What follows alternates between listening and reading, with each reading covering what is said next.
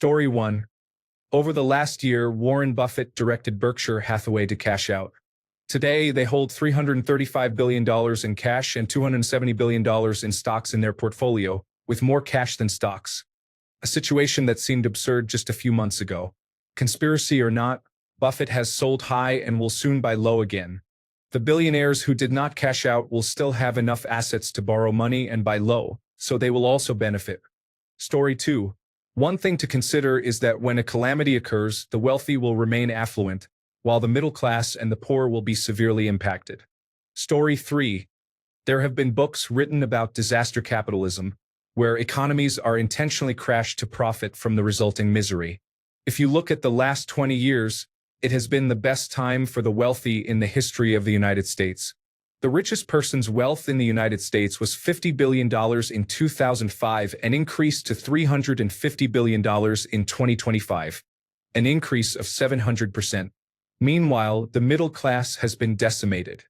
Two significant recessions, and it appears we are bordering on a third, that resulted in trillion-dollar bailouts for the wealthy were a major factor in this situation. Congratulations to the wealthy. They are winning a class war that the poor do not even realize is taking place. Story 4. This is what they did in Russia. This was discussed before his re-election. This is literally their plan. They openly talked about it. I can't believe people are only now discussing it. I feel like I've been shouting into the void for the last 2 months. Story 5. He is making a point.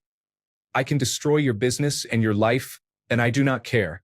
Next, I can save you if you pledge loyalty to me and assist me in some way, such as through donations.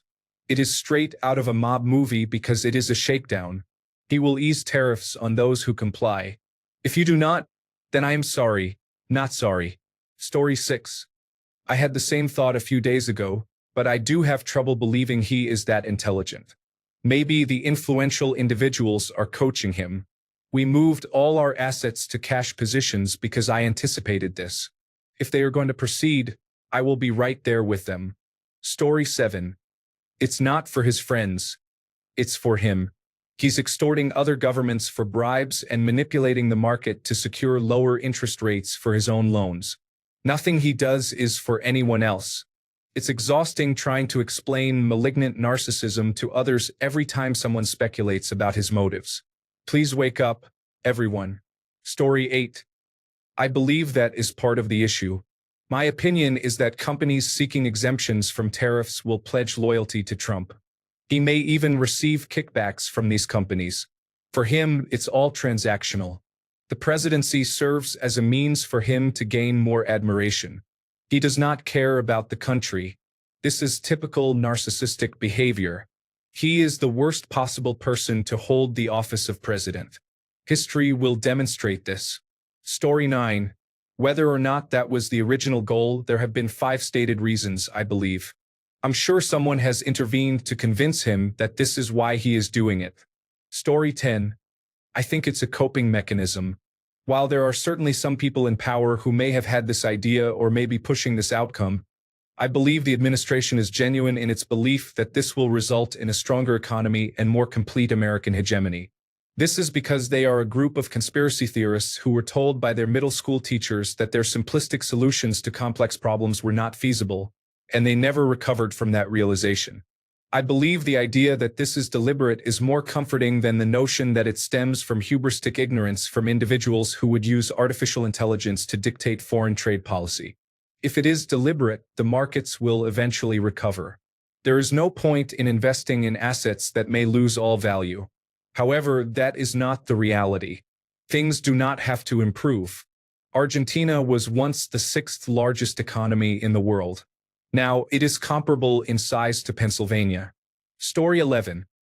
Krasnov is following the directions provided by the Heritage Foundation. He is likely only vaguely aware of it. However, I suspect many of his fellow oligarchs believe that the country should eliminate taxes on wealthy individuals and use tariffs to fund the government, and they probably convinced him that it was a valid plan. Story 12. Occam's razor. He is a narcissist who does not listen to people who are smarter than him. He has been lucky his entire life, and he is emboldened, embracing the "you only live once" philosophy in his final term, hopefully. Story 13. It results in people losing jobs and filling roles left empty through mass deportation. At the same time, funding for the Department of Education is cut, keeping the poor in poverty and making the middle class poorer to maintain the cycle. Additionally, the minimum wage will decrease further.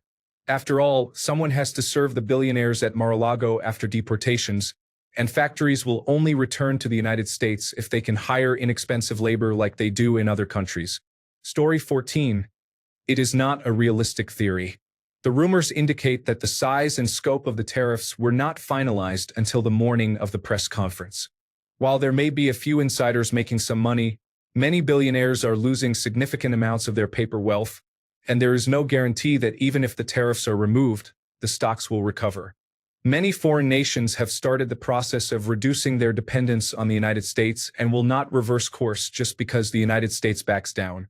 As the interim Prime Minister of Canada stated, the era of global trade with the United States as a leader is over. Story 15. It will be telling when Wall Street insiders receive word just before Trump announces the lifting of tariffs. He is likely to do it gradually, but Wall Street, or at least his associates, will know in advance which tariffs he will lift, allowing them to invest strategically and potentially offer Trump a share of the gains or a favor. Story 16. Nothing the man does surprises me. Nothing evil, that is. He may not be smart enough to do this, but someone is. Story 17. I think you are giving him too much credit. That will be the result. But to claim that Donald Trump has a plan, beyond his mean, petulant, moment-to-moment whims, requires far too much confidence in him. He is a lazy moron. If it is more complex than taking candy from a baby and saying, "What are you going to do about it?" He is incapable of coming up with it. Last term, he was going it alone, meandering through the presidency, looking for things to grab and helpless people to mock, and it was obvious. The saving grace for all his meanest impulses was his extraordinary laziness and lack of vision. This term he has handlers. Everything that has happened up until now has been scripted for him. But somehow, I doubt this was a part of their plan. Lose hundreds of billions of the oligarch's dollars, make enemies of the entire world, bankrupt his supporters, and ruin the demagogue's only asset, his popularity? How does any of that advance the agenda? Frankly, I think he is doing what he always does, the only thing his narcissism will permit him to do, and that we have seen from him time and time again. He is tearing up the script and winging it. Oh, there is a beehive? I think I will hit it with a stick. I firmly believe he only ran for president in 2015 as a publicity stunt. All he wanted was for the network to give him his television show back. No one was more surprised than he was when he won, and it showed. He had absolutely no agenda. He just meandered through the presidency, ignoring all the people around him who were trying to keep him on track, going off script and ruining everything. Why should it be any different this term? This time around, his handlers are trying their hardest to turn him into an autocrat. I think there is a real possibility he is doing the same thing to them, the same thing he always does, going off script and ruining everything.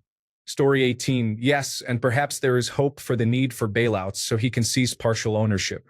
Presto, government-run industry and the beginning of a Trump dictatorship. If Trump doesn't get himself harmed first, of course. Story 19. I don't think it's true because billionaires' values are in assets, not cash. They lose a significant amount of money from the crash. I believe the gross incompetence and Russian influence angle is much more likely. Story 20. They are searching for any sort of grand plan to justify his insanity. At this point, he could behave irrationally, and all his followers would claim it's a smart move and part of a masterful plan that justifies their misguided faith in him, despite most of them not understanding who pays the tariffs. Many of them think it's some foreign government that covers these expenses, not the American end user. They simply lack understanding. Story 21. It's essentially the same playback they have been following for decades, so yes, it is completely realistic. Story 22. I am not into conspiracy theories, but I believe he will crash the economy, making it possible to produce goods with very cheap labor in the United States. Story 23. I don't believe Trump thinks about the big picture unless there is a look-at-me angle to it, which is why he is making all these wacky moves like Greenland, Canada, and the Panama Canal. He wants people to admire him. It's not about running a scam for billionaires to get richer. It's about him being seen as a messiah. Billionaires getting richer is just a side effect. Trump wants a historical legacy to feed his narcissism. Story 24. You are giving Trump too much credit. He is simply not intelligent. It really is just that simple. Elites generally do not like chaos and instability. It is bad for business. They prefer conditions that are predictable. Obviously, the more you can predict something, the easier it is to take advantage of it. People desperately want to believe that what we are witnessing is planned. Even if it is negative, at least there appears to be some control, at least it is understandable. It is scarier to realize that those in power over us really are just as uninformed and do not know what they are doing. Story 25. It's not a conspiracy if that's what is actually happening. There is a reason all the billionaires were applauding when he won. He made it very clear that this was the plan from the start to anyone aware of Project 2025. You all just didn't pay attention. Story 26. Not a conspiracy. It is out in the open and obvious to all. This is a replay of the Great Depression when wealthy individuals bought up our country at low prices. The president who led us into the Great Depression was a Republican named Herbert Hoover. To recap, Hoover caused the Great Depression. Wealthy individuals profited during that time. George W. Bush, also a Republican, caused the Great Recession of 2008. Wealthy individuals profited then as well. Now, Donald Trump is crashing the economy. Care to guess what will happen next? Story 27. Billionaires own most of the stocks, and they will be affected by this situation. Most average Americans are only involved in stocks through their retirement plans. Story 28. I believe there is a strong possibility that Donald Trump and his family profited from the market downturn. He appears to be quite pleased about it, showing no sympathy for others. Story 29. No conspiracy theory. He has said it several times. He loves challenging markets. Story 30. It is not a conspiracy. It is evident that income inequality is the biggest issue America faces. The Trump administration's cabinet is worth over $60 billion. This situation can be likened to a simple puzzle, connecting a few key points. They encourage their supporters to fear things that are inconsequential, like a small number of transgender children who want to play sports, all while siphoning off what little wealth the middle class possesses. Story 31.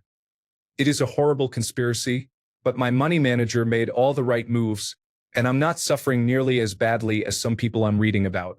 My financial advisor might be difficult, but he is very conservative, and I feel like I'm going to make a fortune when the dust settles. My sweet revenge is going to be donating even more than usual to various LGBTQ and pro-choice charities and nonprofits this year. I don't need the kind of wealth that some people pursue. I'm going to use it to help others. Story 32. I don't know, but I am dollar cost averaging right now, and I calculated all my money will be invested within 3 years. Surely the market will have stopped declining by then. If I dollar cost average less and for longer, then I should be buying on the way back up too. Story 33. Musk, Bezos, and others only lost money on paper. They can buy whatever stocks or companies are available at the end of the fire sale. Everyone else gets poorer while they get richer. Do I think Trump understands any of this? No. He is like the geeky kid in high school who believes the varsity quarterback is his friend. Story 34. I don't think that is what he is thinking. However, I believe billionaires are encouraging him and promoting the racist mentality of both him and Republicans for this reason. Story 35. When the economy declines and banks and companies seek bailouts, they will have to follow his orders. Without income tax, they can eliminate Social Security and other programs to balance budgets. When people begin to revolt, they can declare martial law. He can then become a dictator similar to Putin. Story 36. Whether or not it is a conspiracy, the outcome will be the same. We will see another significant wealth transfer as a result of this market crash. Story 37. He is causing issues because he wants to feel powerful and in charge, yet he knows very little about what he is doing except that he wants to play the role of a dictator. The billionaires are simply there to take advantage of the situation. He is eliminating all the safeguards so they can act as they wish without consequences. Story 38. They could make a fortune shorting the market. I wish I had remembered this when he brought up tariffs. There is no need for anything. Story 39. No. This is a strange conspiracy theory that isn't backed up by math. Billionaires and regular people both will benefit more from an annualized 7% increase than from tanking the market and waiting years for it to recover. I agree it sounds good, but that math just doesn't bear it out. Now, we can expect billionaires to take advantage of any situation, and many have already gone cash-heavy because they saw this coming, but none of them want this. Think about the richest people in the world. They made their money from growing markets, not falling ones. Example A. You are rich and have $10 million in your investment account. You invest $10 million at 7% annually for 5 years, and you will have $14,025,517.31 at the end. Example B. You are rich, but due to the market tanking, your portfolio drops from $10 million to $8 million. However, you spot some deals, so you invest $8 million at 10% annually for 5 years. At that point, you will have $12,884,080. Some people will benefit more than others, but the idea that this is a good idea for billionaires is pretty silly. Story 40. I believe he acted out of spite and a desire for revenge, wanting to see chaos because not everyone appreciates him. He is indifferent to the suffering of others, as wealthy individuals will manage just fine. The ability of affluent people to acquire things at a low cost is merely a consequence of this situation. Story 41. At this point, anything is possible for this individual. I wouldn't be surprised if this was part of a larger plan all along. Since markets are crashing worldwide, who's to say this isn't meant to create a new world order? Or perhaps it's to make his billionaire friends even wealthier while undermining the United States from within for the benefit of foreign interests. Story 42. The better conspiracy is that Trump is crashing the U.S. economy, weakening our industrial capacity both nationally and internationally, allowing Russia to make real moves on Ukraine and China to move on Taiwan without having to worry about a U.S. response. Story 43. It wouldn't be a stretch to consider that his intent is to benefit personally in some way from these actions. Whether that comes to fruition or backfires, we will see. In the meantime, there are individuals who are suffering a significant impact from this administration, being laid off and witnessing their retirement savings evaporate. Story 44. That is part of it, but I believe the main goal is to create artificial pressure on the major players in the United States economy to gain extra leverage in domestic affairs, create turmoil, and then demand loyalty and favors from the bourgeoisie in exchange for reducing the pressure on them. Story 45. I think they are shorting the market, betting that it will drop. When people lose a lot of money, a privileged few will make a fortune. That's what happens when billionaires are in charge of the economy. Do you really believe they care about regular people? What did you expect? That this president was playing an intricate game? Story 46. The fun part is that the tariffs are not active yet, so you all get to go through this again on the 9th. Good luck. Story 47. That is exactly what is happening. If you have been watching everything as it unfolds, it is pretty clear. Story 48. That always happens. The wealthy always seem to get richer while the average person suffers. The system in place exists for a reason. Those in power establish the rules and influence politicians to enforce them. Story 49. Bezos is part of their team. He hasn't sold off his stocks and intends to do so later this year. I would think that if someone is going to orchestrate this, they would wait until their associates get theirs before selling everything.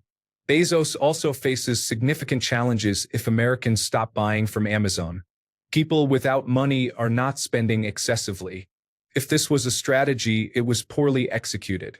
Story 50. Not a conspiracy. That is one of the results of this situation. The other result is that people are forced to live hand to mouth, which means they won't have the energy to protest. This makes people easier to control and they will have to work more. Story 51. I wouldn't underestimate that convicted felon sociopath. There is no limit to how low he will sink. He is not capable of recognizing the difference between right and wrong. Story 52. It's not a theory, it's just what happens. The wealthy, not just billionaires, can endure hard times without it significantly affecting their lifestyle. In contrast, the middle and lower classes have to sell possessions, refrain from investing, cut back on expenses, and work more. Story 53. It's not a conspiracy at all. Not even a little. They knew the tariffs would crash the market just like the last two times the United States tried. They also know how much money they made during the COVID-19 crash. Story 54. This is how the wealthy accumulate more wealth. It is not a conspiracy theory. It is economic practice. This is what they do. Blood in the Streets by William Rees-Mogg, father of British politician Jacob Rees-Mogg, outlined this in 1989. You may refer to it as contrarian investing, but to me it is vulture capitalism. Story 55. It's pretty obvious. You didn't think tariffs were about protecting the US economy, did you? A drifter is always looking for the next dollar. Story 56. Trump is a fool. He is merely activating all the switches labeled good for billionaires. What he doesn't realize is that those switches only functioned in the past because rational individuals were managing the economy concurrently. Activating those switches without adequately protecting the economy will be disastrous, even for the tech entrepreneurs. Story 57. I think it is pretty obvious. However, I also believe he is undermining America for Putin, as he has ensured that America no longer has any allies. Story 58. I believe they would be more inclined to acquire businesses, expand into markets that have been abandoned by bankrupt small businesses, and purchase hard assets such as property. Story 59. A man showed me a book published in the 1880s that discussed the idea that wealthy individuals intentionally crash the market to purchase assets at a lower price, and you can imagine which group of wealthy people the book was referring to. Story 60. He lacks understanding, and someone advised him to act this way. It's not a significant conspiracy. It's a person in charge who does not comprehend politics. Story 61. The worst part is they will also buy the homes and farms of those who lose them for a fraction of their value. Story 62. It seems that is exactly what he is doing, claiming the economy will boom after this. No one except his wealthy friends can afford to buy stock. Story 63. No. Hard. No. Enriching others is not his priority. He is doing this because it makes him feel powerful, similar to granting pardons and using rhetoric to incite violence on his behalf. Story 64. I believe the reason he is doing this is so companies and countries will seek his help, allowing him to leverage them for money. He is primarily a con artist. Story 65. It is plausible that the Russians would prefer to buy up the United States rather than invade militarily. Putin would win, Trump would be installed as president for life, and the rest of us would suffer. But at least those liberals would be outmaneuvered. Story 66. I think that's part of it. However, I believe there is something much more sinister happening. This is from someone else's post, which I find very meaningful, so I am going to share it here. His goal with these tariffs is to force corporations to submit to his direct control, which by definition is a fascist takeover. This is classic mob boss tactics of carrot and stick persuasion, and they are terrifyingly effective. By imposing varying levels of industry and country-specific tariffs and making it clear that these are all being imposed and removed at his discretion, Trump is able to dramatically and immediately influence nearly every company's relative costs and competitiveness. Within an astonishingly short period, likely just a matter of weeks or months, this financial control will force even the largest companies to comply with his demands in order to have the specific tariffs driving up the cost of their products and supply chains reduced or removed. Those who don't play by his rules will have to charge more and profit less, and will eventually be driven out of business by the competition that complies. With this latest move, he has given the CEOs and boardrooms of America a very clear and stark choice. Do whatever he says, likely including purging your company of anyone who publicly opposes him and no longer advertising on platforms that allow opposition messaging, publicly praise him, and donate millions to his campaign for a potential third term. In return, the tariffs that most directly affect your bottom line will be magically reduced or removed overnight. Do anything he doesn't like, in contrast, and he will reimpose or increase those tariffs instead. Story 67. Oh, completely crash the economy, lower the stock prices, purchase them for very little, then blame it on low-income individuals wanting healthcare. Classic billionaire manipulation. Story 68. There is no reason for implementing tariffs in the manner and severity that he is. You cannot find an economic rationale. If he is not intentionally trying to harm the economy, what is he doing? Story 69. There is too much risk in that strategy. Billionaires would prefer policies that increase the value of their stocks and protect them from risk. Decreased value involves uncertainty, and there may not be a remedy for recovery. It is possible that Trump is deliberately destabilizing markets to affect foreign economies. Billionaires who feel confident or believe they can predict market recovery may make investments to take advantage of the situation. My guess is that Trump will use the declining market as a negotiating tool to gain support from corporations and sovereign nations in furtherance of an authoritarian agenda. Story 70. Not a conspiracy, that is a standard pump and dump rebound. I have done it myself back in the day with penny stocks. A surge in volume with associates inflates the price and attracts new investors. Then the price is sold off and crashes. You can buy back once it is devalued far below its actual worth. Then, when everything stabilizes, you have a tidy profit and more shares than you originally started with. Normally, you just do this with whatever you can influence. For regular individuals, that is usually one stock or token. For a national leader, they can impact the entire economy and potentially make their family members billionaires. Story 71. Everyone needs to stop thinking Trump has any plan. His only plan is to be the second William McKinley, a president he idolizes. Trump lives in a world entirely populated by himself. Story 72. At this point, it isn't a conspiracy if everyone involved is just operating in an extremely exploitative economic system. It's not like Warren Buffett is conspiring with Elon Musk. However, there are some very concerning individuals who are conspiring to overthrow the United States government. Peter Thiel stated, "I no longer believe that freedom and democracy are compatible." He added, "One suspects that democracy is exhausted, and that we have to ask some questions very far outside the Overton window." Curtis Yarvin remarked, "If Americans want to change their government, they need to get rid of dictator phobia."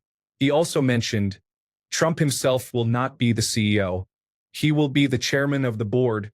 He will select the CEO, who will be an experienced executive. This process, which obviously has to be televised, will be complete by his inauguration, at which point the transition to the next regime will start immediately. Balaji Srinivasan noted, Silicon Valley's ultimate exit basically means building an opt-in society, ultimately outside the United States, run by technology. He further stated, "What I'm really calling for is something like tech Zionism, a movement supported by a global network. These individuals present troubling ideas." Story 73. I think Trump is a product of conservative thought deterioration regarding economic theory. Every time I wonder what is wrong with conservatives, it all leads back to their lack of understanding that the world is a complex series of interconnected systems. Story 74. Remember when the purpose of tariffs was presented to us as a means of eliminating income tax? Somehow, my taxes increased instead of decreasing. Story 75. I believe that will happen, but I think the goal is to bring other countries to their breaking point, under the assumption that our economy is larger and stronger and can survive this, although damaged. In his mind, we would come out on top. Story 76. The conspiracy is that he is acting as a Russian agent. You know how a few wealthy individuals seized a significant amount of power and wealth after the collapse of the Soviet Union. The government defaulted on their debts, and these individuals stepped in and were allowed to buy up whole sectors, including energy, finance, and industrial sectors because of distressed sellers, namely the government. Personally, it doesn't matter if he is a Russian agent or not. He is openly corrupt and clearly out to benefit the wealthy elite. He has declared war on the poor and the middle class, and by the time they realize it, it will be too late, leaving them with nothing but crony capitalism. Story 77. They have been undermining our government, isolating us from our allies, waging tariff wars against the world, damaging our economy, threatening war and annexation, undermining our constitution, instigating cultural strife, and destabilizing global stability. This is what we are currently facing. I do not believe it is a conspiracy, nor do I think it is merely about securing favorable deals for wealthy associates. Everything they are doing seems to be intentionally sabotaging our country. Story 78. It's either that or he is really a Russian plant. Those are the only two things that make sense. Story 79. I think he is using these tariffs as a bargaining chip to gain influence in international diplomacy. What he wants to accomplish with it, I have no idea. Donald Trump is accustomed to using limited liability companies to conduct his business. He has always been able to threaten to bankrupt his own company in negotiations, as the limited liability company is not him and he has nothing to lose if it declares bankruptcy. Trump's limited liability companies have declared bankruptcy 6 times. He is continuing to try to use the same strong-arm tactics here, forgetting that the United States cannot declare bankruptcy as easily as a limited liability company. Story 80. It's already been happening. Sell stock. Announce tariffs on Canada and Mexico. Markets fall. Buy stocks. State. We worked it out, no tariffs. Market rebounds. Sell stocks. Revised statement. Forget what I said the other day. Tariffs are back on. Market falls, buy more stocks. This cycle has been repeating since February. Story 81. I think he is intentionally creating a crisis so he can fix it and be a hero. However, with his logic, he is conveniently ignoring the fact that everyone will remember he caused the issue initially, and his solution will ultimately cost us a lot in the long run. We will be worse off than if he had just left things alone. Of course, his supporters will accept it and continue to act like he is a messianic figure. Story 82. He also needs lower interest rates to prevent his significant debt from worsening further. Story 83. I don't believe Donald Trump himself is taking advantage of the situation, because he is genuinely lacking intelligence and chooses to make his money selling unwise products to even less informed individuals. However, the people around him who are allowing this and not advising him on how truly detrimental this behavior is are definitely taking advantage of it. Story 84. I can't stand Trump, but to be fair, everyone can buy at cheaper market prices, not just billionaires. We should be more concerned about his attack on due process and the judicial branch of government. Stocks go up, then they go down, then they go up. It's called a cycle. Story 85. No conspiracy. Republicans have been expressing their desire to dominate opposing viewpoints for a long time. Now we are beginning to understand what they mean. Story 86. I am copying a comment from a different thread. Unfortunately, I only copied the text and did not preserve the hyperlinks, and I cannot load the actual comment. Anyway, Trump is trying to cause an economic crash. Sabotaging the economy will provide a reason to declare a state of emergency and seize all powers. The Insurrection Act of 1807 is a United States federal law that empowers the President of the United States to deploy the military and federalized National Guard troops within the United States in particular circumstances, such as to suppress civil disorder, insurrection, or rebellion. With an economic crash, this administration hopes for riots and unrest, which would allow Trump to invoke this act. This has been proposed by the reactionary and extreme libertarian Curtis Yavin, who is basically proposing to cripple American democracy, destroy most of its institutions that provide checks and balances, and install a Caesar-like figure at the head of it, akin to a sick fantasy of a benevolent dictator. The Conservative Political Action Conference, CPAC, is trying to arrange for Trump to stay beyond 2 terms, and has even put a picture of Trump as Caesar as their logo. Trump himself is now overtly gloating that there are methods for him to stay in power. That method likely now includes a strategy on how to capture all states by way of gerrymandering pushed at exponential levels, since many state Supreme Courts and governors' positions have been taken over by Trump supporters. I am pleased that the Wisconsin Supreme Court has resisted this trend. It's some good news in this sea of gloomy news. Reducing the freedom of reporters and barring print and television media, or at the very least applying intense government pressure on them to control the narrative, is part of the plan, as we've seen with the Associated Press and the Gulf of Mexico debacle. Taking over and crippling the United States Postal Service, starting by firing its head and overhauling the service, aims to control mail and destroy the possibility of having fair vote-by-mail options. Firing the chairman of the Joint Chiefs of Staff and putting one of his allies in charge is intended to enable martial law and allow the military to act against citizens if necessary. Now, more senior military and intelligence figures are being fired and replaced by compliant elements. With these high-ranking officials sidelined, a possible invasion of Greenland, a NATO ally and European country, could be initiated. Closing the Department of Education, ending funding to universities, and terminating affirmative action programs will ensure that access to quality education remains limited and unaffordable for a significant portion of the population, particularly the poorest and most marginalized citizens. In the United States, half the population has access to only a small percentage of the wealth. Having poorly educated constituents will make manipulation easier, as people can be swayed by populist slogans and empty promises. Uneducated individuals can be made to worry about trivial social issues, such as a few transgender athletes, while ignoring major issues like wealth inequality. Undermining Medicaid will contribute to keeping the poorest 50% of the population from having easy and universal access to healthcare. This, combined with the education points above, will further ensure that half the population is unable to engage in critical thinking and is solely focused on making ends meet from paycheck to paycheck. This way, fewer people will be concerned about their civil rights and remain critical of their government. Firing judges, lawyers, and other legal professionals will make fair and unbiased justice unattainable for the average citizen. They are also restricting the freedom of many law firms and ensuring millions of dollars in free legal services flow toward the federal government. It is a coup, a slow-motion one, but a coup nonetheless. The majority of Americans seem unable or unwilling to see it. They are transforming American democracy into an oligarchy. While it may sound like a conspiracy theory, it is evident for all to see, as announced in Project 2025 and elsewhere. This is very scary and dangerous, and people need to awaken to the fact that this is not random. He is pursuing a carefully crafted agenda aimed at ending democracy and enabling martial law. Story 87. He is following Russia's playbook after the Soviet Union fell. He will essentially auction off industries to the billionaires who support him. For example, he imposes a tariff on nickel. Any industry that needs nickel will turn to him, submit, and donate $10 million to the Republican Party.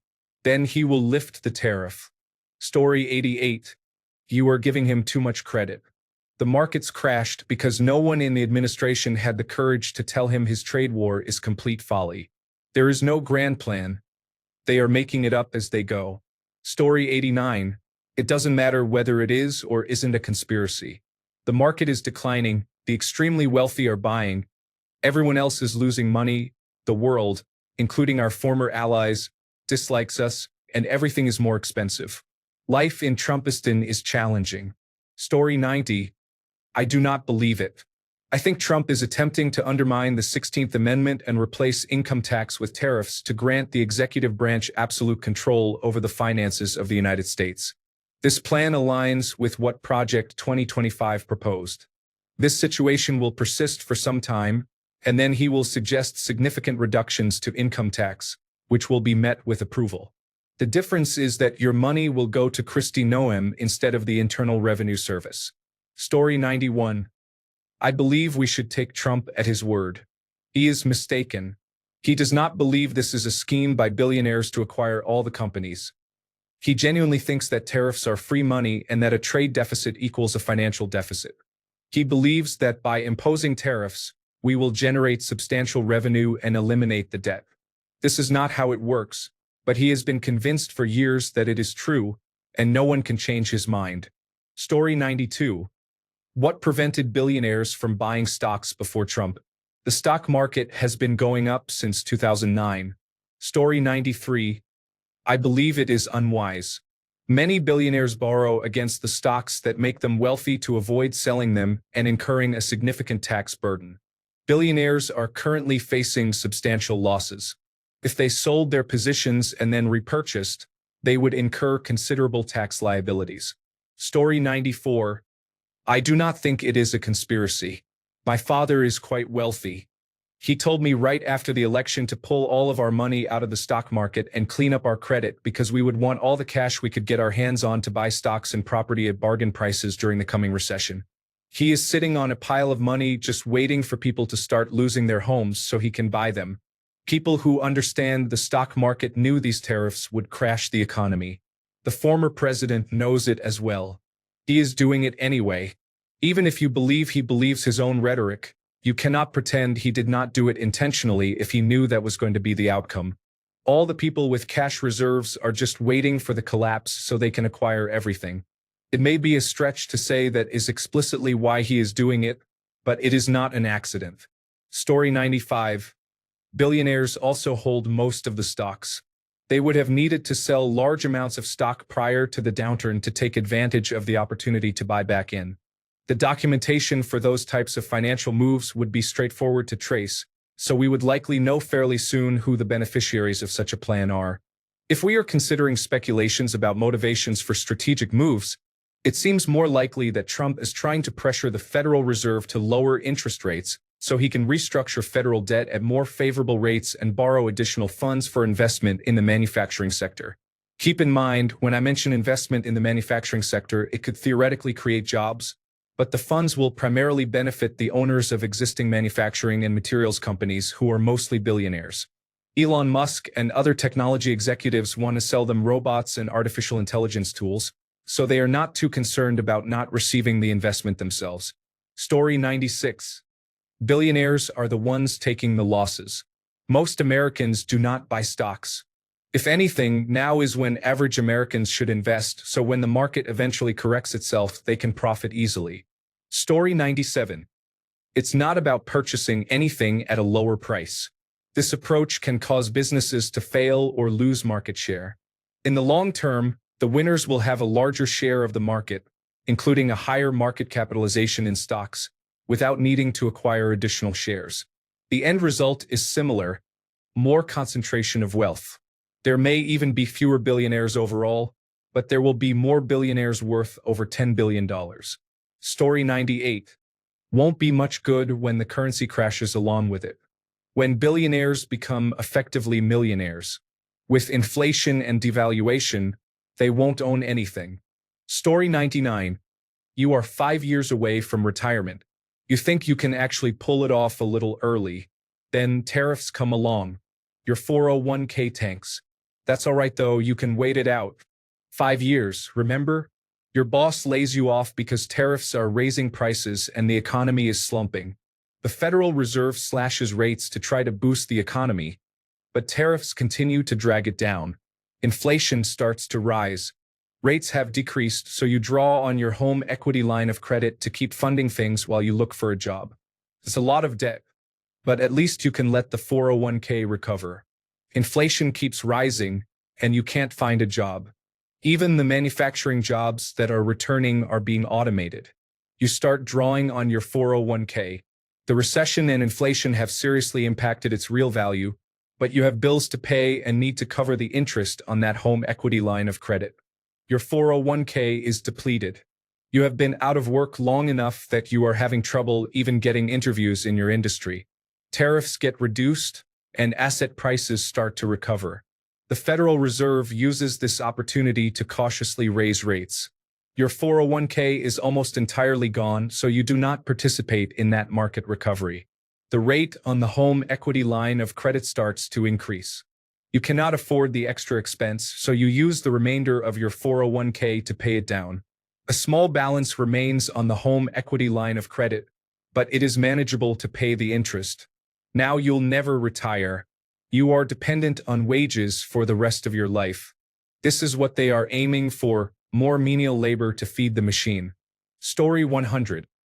This entire administration's purpose is to enrich and grow wealth for the top 1%. They do not care about you, your grandmother's Social Security, or if any of your children learn to read or even live past grade school. They are strip mining this country, and the unsuspecting are cheering. Story 101. Do you mean the stocks owned by billionaires? The stocks that determine their net worth? The value of those stocks is the primary factor in loans that they may need to take out to buy more stocks. Are you seriously that confused? Consider taking some time to understand how money works and then revisit your previous statements for clarity. Story 102. No, they honestly believe they can bring back American manufacturing. There are many issues with this, making it a significant gamble. This leads me to think of incompetence or, worse, Russian influence aimed at undermining the West. First, it takes years to build new factories. In the meantime, these tariffs could lead us into another depression while we wait. Second, businesses need to trust that this is the right thing to do, and I wouldn't trust this administration at all. They have broken deals they themselves have made. Third, we are already at or near maximum employment, with baby boomer retirements and COVID-19 deaths impacting the workforce. You could argue that manufacturing jobs would be better, but this isn't the 1950s. You are now competing with robots. Do you really think pushing a button for 8 hours will provide a good-paying job? The service economy has made us wealthier, assuming you understand mathematics, which clearly this administration does not. Story 103. The economist associated with Trump has already explained much of his intent.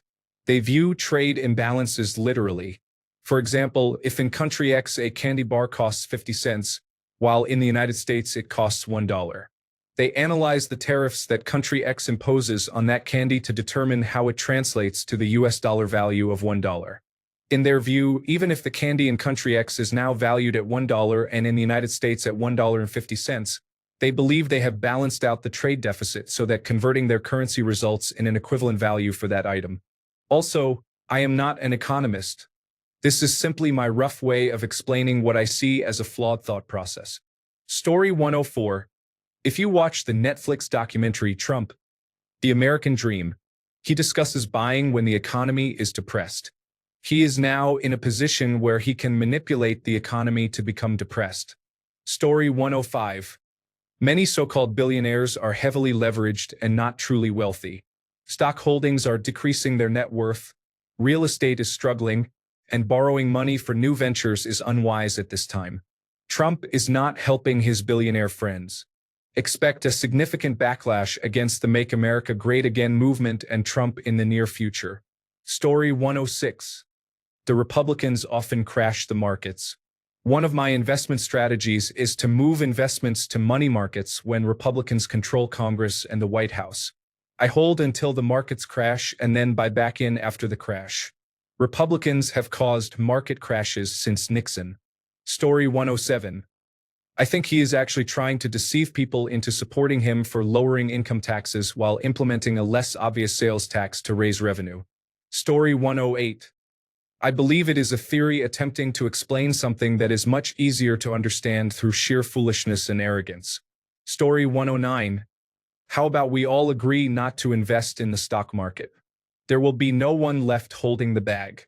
Story 110. It's the very essence of what Trump stands for. Doing something like that is what he does repeatedly. Thanks a bunch for sticking around till the end of the video. Remember to subscribe, and until next time, stay awesome and goodbye.